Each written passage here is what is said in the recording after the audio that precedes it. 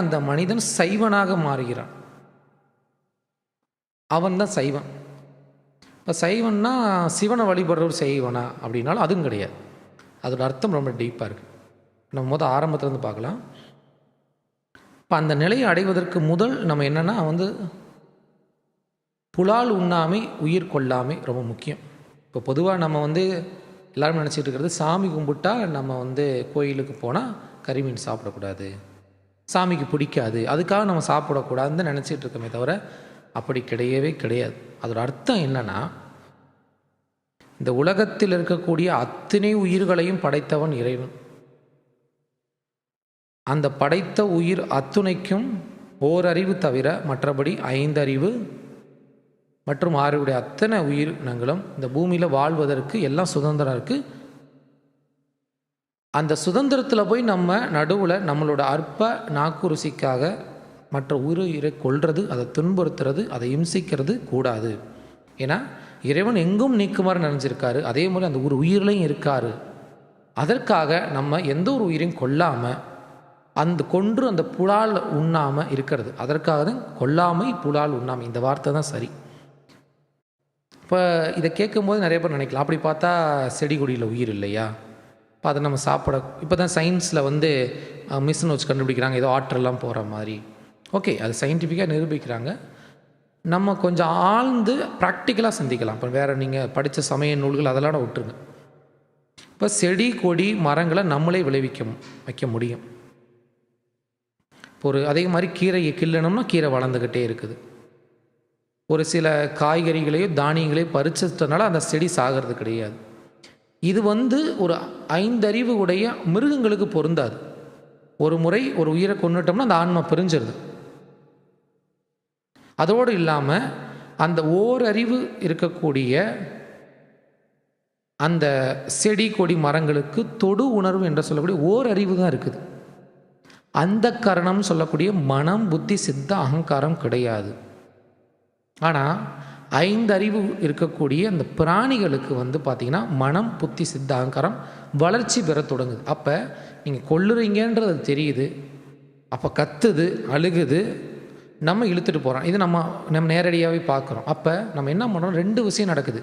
கருணையற்ற ஒரு செயலுக்கு போகிறோம், அது இல்லாமல் அந்த உயிர் பிரியதற்கு காரணமாக இருக்கிறோம். அந்த வினைக்கு நம்ம காரணமாயிட்டோம். கண்டிப்பாக அந்த ஒரு உயிரை துன்புறுத்தினா கண்டிப்பாக நம்மளும் துன்புறுத்துவோம். ஒரு செயலுக்கு ஒரு வினை செயல் உண்டு.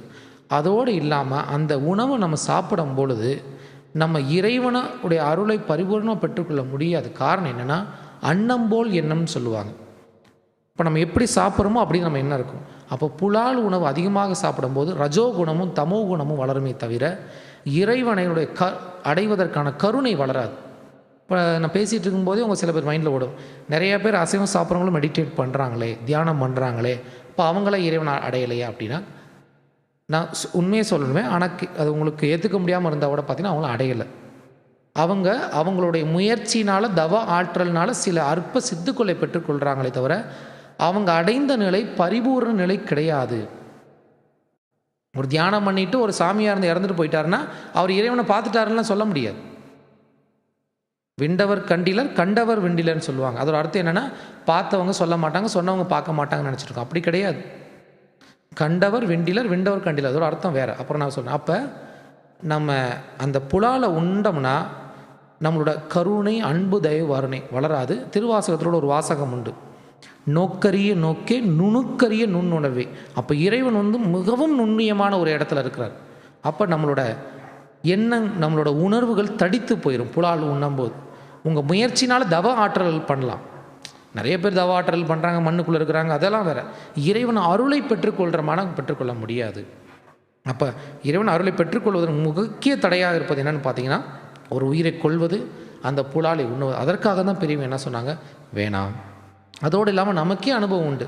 இப்போ நம்ம ஒரு கையையோ காலையோ வெட்டிக்கிடுவோம், ஆனால் வெட்ட மாட்டோம். ஏன்னா என்ன சொல்லுவோம்னா, வெட்டினா எனக்கு வலிக்குதுன்றோம். ஏன்னா அது என்னுடையதில் ஒரு பாகமாக இருக்கிறனால அந்த வலியை என்னால் உணர முடியுது. என்னோடய உடம்பில் ஒரு பாகத்தில் எனக்கு அடிபடும் போது என்னோடய வலியை உணர முடியுது. காரணம், நானும் அது ஒன்றா இருக்கிறேன். ஆனால் நான் இன்னொரு உயிரோட துன்பத்தை என்னால் உணர்ந்து கொள்ள முடியலனா, அப்போ நான் அந்த ஒரு உயிரை என்னால் நினைக்கக்கூடிய அந்த உயர்ந்த எண்ணம் எனக்கு வரலை.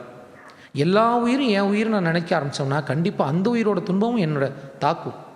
அப்போ ஜீவகாருண்யம், வள்ளல் பெருமான் சொல்லக்கூடிய ஜீவகாருண்யம்ன்றது இங்கே ரொம்ப முக்கியமாக வருது. ஜீவகாருண்யம்ன்றது வந்து பார்த்திங்கன்னா உலகத்தில் உள்ள எல்லா உயிரையும் தம் உயிராக பார்க்கும் உணர்வை வருவித்து கொள்வதே சன்மார்க்க சாதனம்னு சொல்கிறார். இப்போ சன்மார்க்க சாதனம் என்னென்னா எல்லா உயிரையும் தான் உயிராக பார்த்துக்கணும், அதுதான் முக்கியம். அப்படி நீங்கள் பார்க்கும்போது எப்படி நான் வந்து அந்த ஒரு உயிரை கொல்ல முடியும், அந்த இம்சி என்னால் சகிச்சு கொள்ள முடியும்? இறைவன் எல்லாத்துக்குள்ளேயும் இருக்கிறாருன்னா கண்டிப்பாக வந்து அந்த ஆடு மாடு கோழிக்குள்ளேயும் தான் இருக்கார். இப்போ அதோட முக்கியமான அடிப்படை என்னென்னா அதுவும் நம்மளை மாதிரி ஒரு உயிர், அந்த உயிரை கொல்லக்கூடாது, அந்த கொன்று புலால் உண்ணக்கூடாது, அந்த கொலைச்செயல் நம்ம காரணமாக இருக்கக்கூடாது. அந்த ஜீவகாருண்யம்ன்ற நோக்கத்தில் வந்து அதை பார்க்கணும். அப்போ அதுக்காக தான் அந்த உயிர் கொலையும் புலால் உண்ணாமை வேணாம்னு சொன்னாங்க. அடுத்து ஐயாவோட சொன்னாங்க, இப்போ நான் சாமி கும்பிடுறேன், கோயிலுக்கு போகிறேன், இந்த செவ்வாய்க்கிழமை வெள்ளிக்கிழமை மட்டும் சாப்பிட்றதில்ல, மித்த நாளில் சாப்பிட்லாமா அப்படின்னு சில கேள்விகள்லாம் உண்டு. இப்போ நான் ஒரு வாரத்தில் ஒரு நாள் 2 நாள் தாங்க சாப்பிட்றேன், இப்போ அது பரவாயில்லையா அப்படின்னு பார்த்தா இந்த கேள்வி மறுபடியும் நம்ம நல்லா ஆழ்ந்து யோசிச்சு பார்க்கணும். நம்ம என்னென்னா செவ்வாய்க்கிழமை வெள்ளிக்கிழமை ஏன் சாப்பிட மாட்டோம்னா ஒரு நல்ல நாள், ஒரு இந்து மதத்தில் சில நல்ல நாட்கள், அன்றைக்கி கோயிலுக்கு போவோம், அம்மனுக்கு கோயிலுக்கு போவோம், அப்போ கோயிலுக்கு போகிறனால சாப்பிடாமல் இருக்கிறோம், மற்ற நாளில் இல்லை நம்ம சாப்பிட்றோம். இது வந்து சராசரி ஒரு அடிப்படையான ஒரு பக்தியில் இருக்கக்கூடிய சராசரி மனிதர்கள் பேசக்கூடியது. ஆனால் கொஞ்சம் நீங்கள் நல்லா டீப்பாக உணர்ந்து பார்த்தா இறைவன் எங்கும் இருக்கிறான், எதிலும் இருக்கிறான். இப்போ செவ்வாய்க்கிழமை வெள்ளிக்கிழமை மட்டும்தான் கடவுள் இருக்கிறாரா? மற்ற நாளில் கடவுள் இல்லையா? இல்லை மற்ற நாள் கடவுள் உங்களுக்கு வேணாமா? அப்போ நம்ம எவ்வளோ ஒரு அறியாமையில் இருக்கிறோம் பாருங்கள். அதாவது ஆரம்பத்தில் ஒரு மனிதனுக்கு இறைவன் கடவுள்னு என்னன்னு தெரியாது, அவன் வழிபாடு என்ற நிலைக்கு போகணுன்றக்காக ஒரு ஆலயத்தை அமைச்சாங்க. வீடுகளில் இருந்து அவனால் தியானம் பண்ண முடியாது, கோயிலே போய் தியானம் பண்ணட்டும், அங்கே போய் இறைவன் நினைக்கட்டும்னு சொல்லி. ஆனால் காலப்போக்கில் என்னாச்சு, இறைவன் அப்படின்ற அந்த கோயிலில் மட்டும்தான் இருக்குண்ணா, மற்ற இடத்துல எங்கேயும் இல்லை போல அப்படின்னு நினச்சிட்டு அந்த கோயிலில் இருக்கும்போது நம்ம அமைதியாக இருக்கிறோம், வெளியே வந்தால் மற்றபடி எல்லா காரியங்களும் செய்ய ஆரம்பிச்சிட்டோம், போய் பேசுகிறோம், ஏமாத்துறோம், எல்லாம் திருட்டுத்தனம் எல்லாம் பண்ணுறோம். அப்போ அதே மாதிரி நம்ம நினைக்கிறோம் அந்த கோயிலுக்கிட்ட போனால் மட்டும் சுத்தமாக போகணும், மற்றபடி தேவையில்லைன்னு நினைக்கிறோம். அப்படி கிடையாது. கொஞ்சம் உயர்ந்து சிந்திச்சு பார்த்தா இறைவன் இல்லாத நாள் கிடையாது, இறைவன் இல்லாத நேரம் கிடையாது, இறைவன் இல்லாத இடம் கிடையாது, இறைவன் தனியாகவும் கிடையாது. இறைவனும் நம்மளும் எல்லாம் ஒன்றா தான் இருக்கிறோம், நம்ம தான் நீ அதை உணரலை. அப்படி இருக்கும்பொழுது வந்து பார்த்திங்கன்னா இந்த நாள் இந்த கிழமையில் மட்டும்தான் நான் சாப்பிடாமல் இருக்கேன், மற்ற நாளில் சாப்பிடாமல் இருக்கேன்றது நம்ம ஒரு அறியாமையில் கேட்குற கேள்வி. ஆக மொத்தம் இறைவன் எல்லா நாளும் இருக்கிறான், எங்கும் இருக்கிறான். எப்படி நம்மளோட குழந்தைகளை 4 பேர் திட்டுனா வஞ்சா நமக்கு கோபம் வருமோ, அதே மாதிரி அந்த ஆடு மாடு கோழிகளுக்கும் குஞ்சு இருக்குது. அதுகளெல்லாம் நம்ம பிரித்து அந்த ஆடு மாட கோழிகள் எடுத்து வரும்போது கண்டிப்பாக அந்த குஞ்சுகளும் வருந்தி இருக்கும், கஷ்டப்பட்டு இருக்கும், அதோட சாபமும் நமக்கு இருக்கும். அந்த சாபத்தோடு நம்ம போய் உட்காந்து என்ன தவம் விரதம் பண்ணாலும் கண்டிப்பாக அது ஏற்றுக்கொள்ளப்படாது. இப்போ இந்த நீங்கள் வீடியோ கேட்டுட்டு இருக்க நிறைய பேரோடு நீங்கள் சிந்திக்கலாம். சில பேர் பகுத்தறிவாளர்கள், கடவுள் நம்பிக்கை இல்லாதவங்க, இதெல்லாம் கஷ்டம்னு நினைக்கலாம். நீங்கள் சமயம் மத நூல்கள் இதெல்லாம் ஓரமாக எடுத்து வச்சுருங்க. அவங்கவுங்களுக்கு குழந்தைகள் இருக்கும், அவங்களுக்கும் பிடிச்சவங்க இருப்பாங்க. உங்களுக்கு பிடிச்சவங்க மேலேயோ இல்லை உங்களோட குழந்தைகள் மேலேயோ ஒருத்தர் துன்புறுத்தினா உங்களுக்கு கோபம் வருமா வராதான்னு பார்த்தா கண்டிப்பாக வரும். அந்த துன்பத்தை ஏற்றுறவங்களை நம்ம போய் மறுபடியும் தாக்க போவோம், இது இயல்பு. அப்போ இதே மாதிரி தானே அந்த ஒவ்வொரு ஜீவனுமே வந்து கஷ்டப்பட்டிருக்கும். நம்ம உணவு ருசிக்காக நம்ம கொள்ளையெல்லாம் இன்னொருத்தன் கொலை பண்ணியிருக்கிறான். அது மனிதாபிமானத்தில் நம்ம சிந்திச்சு பார்த்தாவோட இது வந்து தேவையற்ற விஷயம் நமக்கு தெரிய வரும். இன்னொன்று நம்ம பழக்க தோஷத்தினால தான் சாப்பிட்றோமே தவிர கிடையாது. அதுவும் இல்லாமல் நான் அதில் சத்து இருக்குது அப்படின்றது முற்றிலும் ஒரு மாயை தோற்றம். எத்தனையோ நம்மளோட பலமான மிருகங்கள், குதிரை, யானை எல்லாம் சைவமாக இருக்குது. எத்தனையோ மனிதர்களும் வந்து பார்த்திங்கன்னா இன்றைக்கி நிரூபித்து காட்டிகிட்டு இருக்கிறாங்க.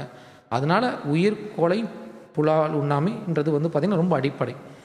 இந்த நிலையெல்லாம் நம்ம ஃபாலோ பண்ணிகிட்டு போகும்போது ஏன் சைவம் அப்படின்றத ஒரு வார்த்தை கேட்டாங்கன்னா, சைவம் அப்படின்னா என்னன்னா, சித்தர்கள் சொல்கிறாங்க சைவம் யாருக்கென கேட்டால் சைவ ஆணம் இடம் தன்னை அறிந்தவனுக்கு. யார் சைவன் அப்படின்னா தன்னை அறிந்தவன் தான் சைவன். அதனால கவனிச்சுங்க. அதற்கு முதல் அடிப்படை தன்னை அறிதல்ன்ற நிலைக்கு முதல் அடிப்படை ஒரு உயிர்கொலை புலால் உண்ணாமை. ஆனால் சைவன் அப்படின்னு என்னென்னா தன்னை அறிந்தவன். நான் ஒரு ஆன்மா, உலக அத்துணையும் ஆன்மா அப்படின்ற தன்னை அறிந்தவனும், எவன் புலன்கள் 5ஐயும் ஒடுக்கியவனோ அவன்தான் சைவன். இப்போ நம்ம அந்த சைவம்ன்றதுல முதல் படி என்னென்னா இந்த புலால் உண்ணாமல் இருக்குமே தவிர கண்ணு கட்ட விஷயத்தை பார்க்குது, காது தேவையற்ற விஷயத்தை கேட்குது, மூக்கு நுகருது, நாக்கு ருசிக்குது, எண்ணங்கள் மூலமாக அசைவமாக இருக்கிறோம். அப்போ 5 புலன்களும் சுத்தமாக இருந்து, மனம் அந்த கரணமெல்லாம் சுத்தமாக இருந்து, சர்வ சதா நேரம் இறைவனை சிந்தித்து கொண்டிருக்கக்கூடிய அவன் மட்டும்தான் சைவன். அதற்கு முக்கியமான அடிப்படை காரணம் அடிப்படை வழி ஒரு உயிரை கொல்லாமல் இருக்கிறது, புலால் உண்ணாமல் இருக்கிறது. அப்போ அதுதான் வள்ளல் பெருமானும் ஜீவகாரணியம்னு வச்சார். அந்த ஜீவகாரணியத்தோட அடிப்படையான ஒரு கருத்து உயிர் கொலை செய்யாமல் இருக்கிறது, புலால் உண்ணாமல் இருக்கிறது. அப்போ சைவம் அப்படின்னா தன்னை அறிந்தவன், ஐம்புலன்களை ஒடுக்கியவன். அந்த நிலையை அடைவதற்கு ஜீவகாரணியம் ரொம்ப ரொம்ப முக்கியம். அந்த ஜீவகாரணியத்தோட அடிப்படையான ரொம்ப முக்கியமான விஷயம் எதுனா ஒரு உயிரை கொல்லாமல் இருக்கிறதும் புலால் உண்ணாமல் இருக்கிறதும். மற்றபடி அத்தனை உயிர்கள் மேலேயும் கருணையாகவும் அத்தனை உயிர்களையும் தன் உயிராக பாவிக்கக்கூடிய நிலையில் யார் இருக்கிறானோ அவன்தான் சைவன்.